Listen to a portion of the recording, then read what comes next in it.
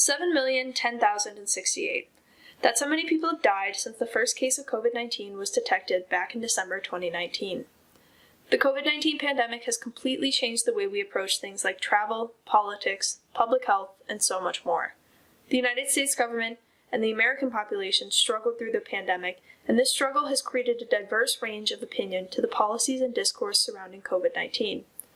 One major theme throughout the discourse surrounding the U.S. pandemic response has been a lack of support for COVID policies from the public. Now, in the post-COVID world, I want us to look back on the lockdown period and see if the COVID-19 pandemic reduced public trust in the government. If it did, I wanted to know exactly what the sources of this shift were and what the impact might be on the future. To gain a full perspective on the media landscape during the pandemic, there are 5 main areas to explore. Step 1 is taking a look at the data on trust. Has trust in the government gone down? According to Pew Research Center, that answer is a resounding yes.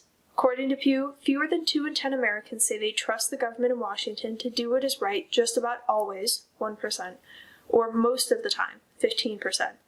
This is a significant downturn from 2020 at the start of the pandemic, when 24% of Americans say they trust the government always or most of the time. This trend is reflected in both Democrats and Republicans, with Democrats' trust level shifting from 36% to 25% and Republicans from 36% to 8%. Step 2 is looking into what went on within the social media landscape during the pandemic.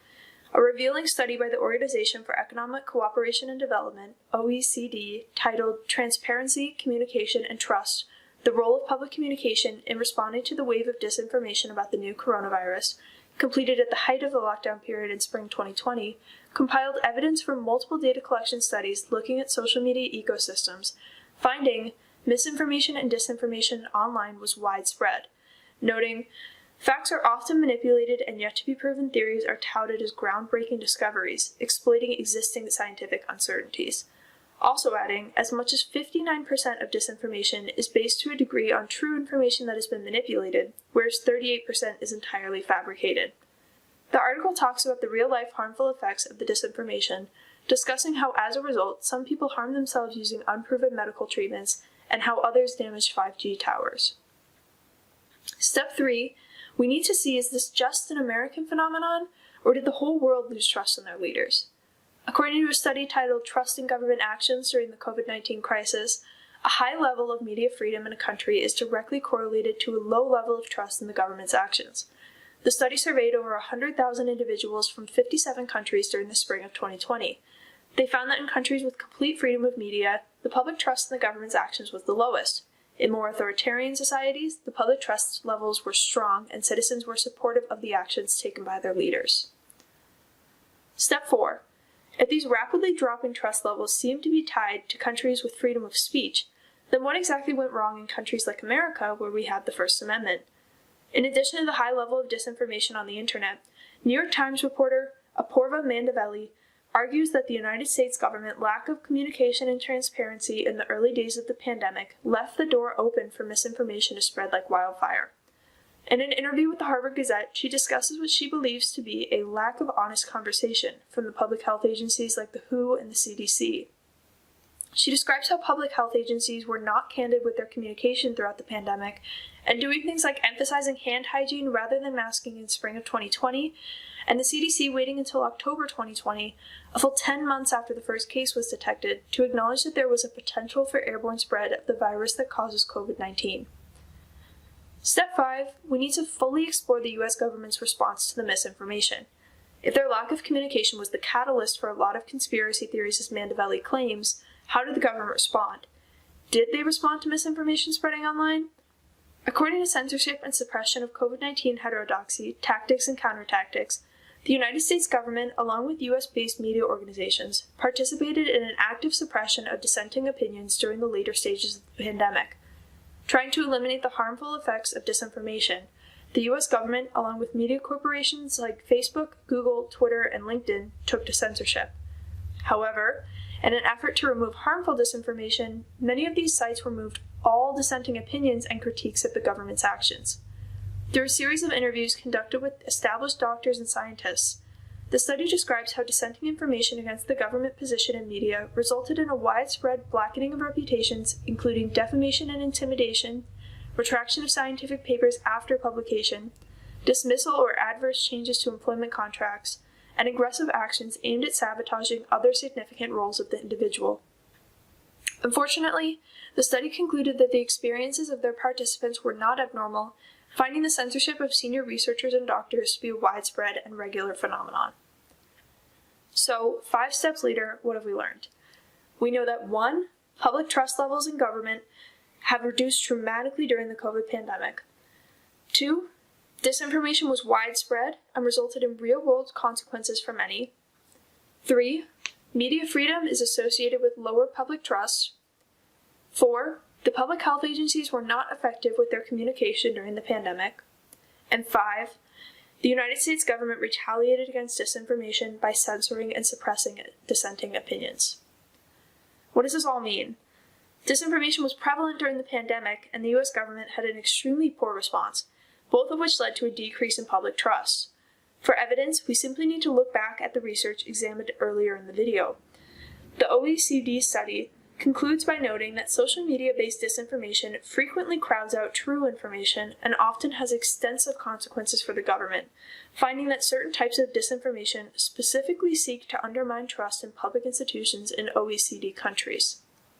So, OECD research shows that online misinformation was not only widespread, but directly sought to undermine public trust.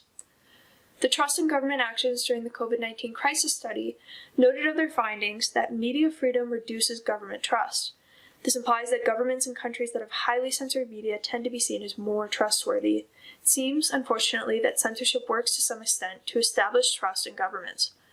The United States prohibits the government from interfering with the population's freedom of speech or freedom of media through the First Amendment. It seems, unfortunately, that this exact freedom of media and freedom of thought reduces the public's trust in the very government that provides them with that right. In the Harvard Gazette article, Mandavelli argues that the lack of communication and transparency is the reason COVID conspiracy theories and the anti-vax movement became so widespread. Of the conspiracy theorists, she says, they knew to get the information in early. They're excellent at making it easy to understand. They use bite-sized points, memes, and things that people can really retain. They use social media very well. One thing I kept seeing over and over is that the government was absent from social media. To reporters like Mandavelli, the mistakes from these public health organizations were very clear. They had a complete lack of transparency, and they didn't utilize influential tools such as social media. This left the door open for speculation and conspiracy theories that spread like wildfire on social media sites. Yet, instead of improving their transparency, the U.S. government turned to censorship. The Censorship and Suppression of COVID-19 Heterodoxy, Tactics and Countertactics study concludes by noting, censorship undermines public trust in authorities, especially if the information hidden and later on revealed might have cost human lives, such as during pandemics which involve diseases, treatments, and vaccines. In a country that already has high levels of media freedom like the United States, censorship completely undermines the First Amendment of the Constitution. All the censorship and suppression of scientific experts across media ended up largely negatively impacting public trust during the later stages of the pandemic. So we know that public trust decreased significantly during the pandemic, and it was likely caused by both disinformation online as well as the U.S. government's poor response to combating disinformation. But why should we care about low levels of public trust? A study titled Trust in Government Regarding COVID-19 and Its Associations with Preventative Health Behavior and Pro-Social Behavior During the Pandemic, a cross-sectional and longitudinal study, highlights the health impacts of these lower trust levels. The study looks at data from nearly 24,000 participants across 23 countries who completed surveys asking them about their level of trust in their government and the actions they were personally taking to combat COVID-19. They found a significant association between those who trusted their government and those who adopted a high level of preventative health measures like wearing masks, social distancing, and washing their hands frequently. The opposite is true for those who distrust their government. Looking at trends across countries, the study found that governments that were consistently perceived as well-organized, fair, and trustworthy all had one thing in common. They offered clear information, unambiguous health instructions, and were overall effective communicators with their citizens. From before the pandemic to now, there has been an 8% drop in American citizens who trust the United States government. What's caused this? it wasn't the virus. It was the use and misuse over the course of the pandemic lockdowns. There were three major factors: widespread social media-based misinformation, a complete lack of transparency from the United States government, and an active suppression of dissenting information across media. These three factors came together to create a population that trusts its own government less than it ever has. This widespread lack of trust has implications in all aspects of daily life, from political debates to the passage of new laws, to the question of what happens during the next pandemic. This data needs to be a major wake-up call for the United States crisis management team.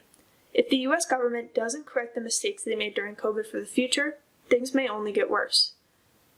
The United States government needs to embrace the power of media. They need to learn that the only way to truly disrupt misinformation is to use media to their advantage, to spread the data and the information they know to be true, and they need to embrace the First Amendment to allow dissenting opinions to be fairly and freely heard.